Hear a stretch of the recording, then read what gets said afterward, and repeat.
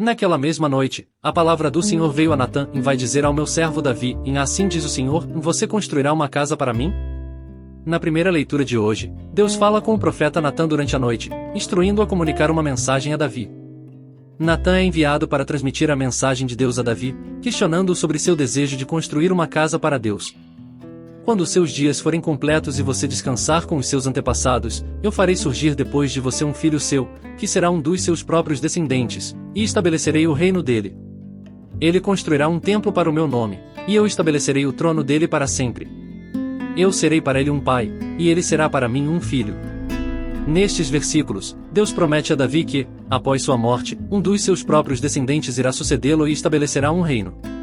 Esse descendente construirá um templo para o nome de Deus, e Deus estabelecerá o trono desse descendente para sempre. Deus também promete uma relação especial com esse descendente, tratando-o como um filho.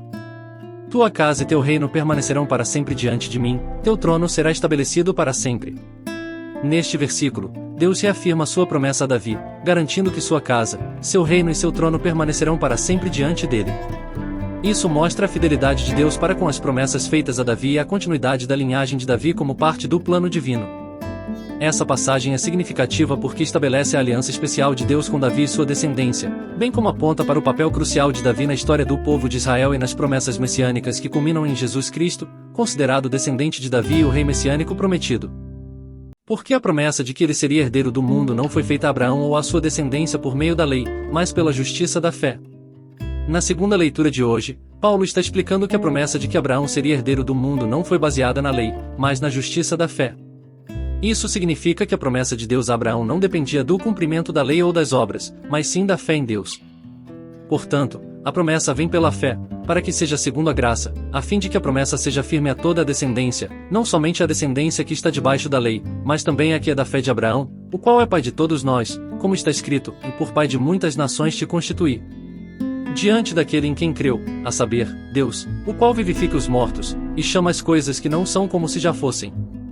O qual, em esperança, creu contra a esperança, tanto que ele se tornou pai de muitas nações, conforme o que lhe fora dito, e assim será a tua descendência. Nesses versículos, Paulo continua explicando que a promessa de Deus vem pela fé, não pelas obras da lei. Ele destaca que Abraão é o pai daqueles que creem, tanto dos judeus quanto dos gentios que têm a mesma fé que ele. Paulo enfatiza a fé de Abraão, que acreditou em Deus mesmo quando as circunstâncias pareciam impossíveis, e essa fé foi contada como justiça a ele. Por isso lhe foi também imputado como justiça.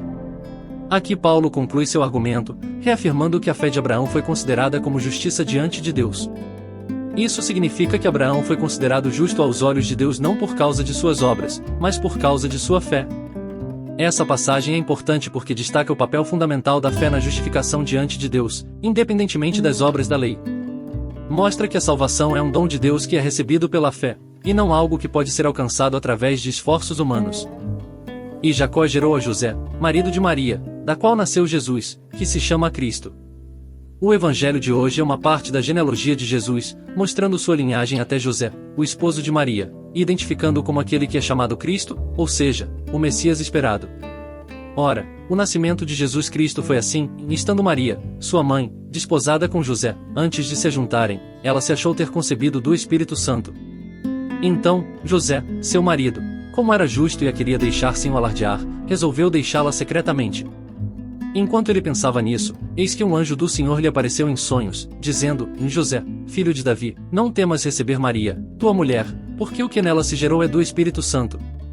E ela dará à luz um filho, e lhe porás o nome de Jesus, porque ele salvará o seu povo dos seus pecados. Nestes versículos, Mateus descreve o contexto do nascimento de Jesus. Maria, estando prometida a José, é encontrada grávida pelo Espírito Santo antes que eles vivessem juntos.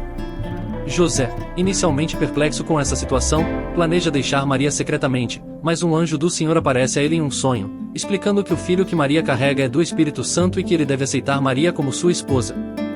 O anjo também instrui José a dar ao menino o nome de Jesus, que significa Javé salva, porque ele salvará o seu povo dos seus pecados. E José, despertando do sono, fez como o anjo do Senhor lhe ordenara. Este versículo conclui o relato do sonho de José. Ele acorda e age de acordo com as instruções do anjo, aceitando Maria como sua esposa e aceitando o papel de pai adotivo de Jesus. Essa passagem é significativa porque revela o nascimento de Jesus como uma ação divina, concebida pelo Espírito Santo, e também destaca o cumprimento das profecias messiânicas, como o nome de Jesus e sua missão de salvar seu povo. Além disso, mostra a obediência e a fé de José ao obedecer às instruções do anjo do Senhor.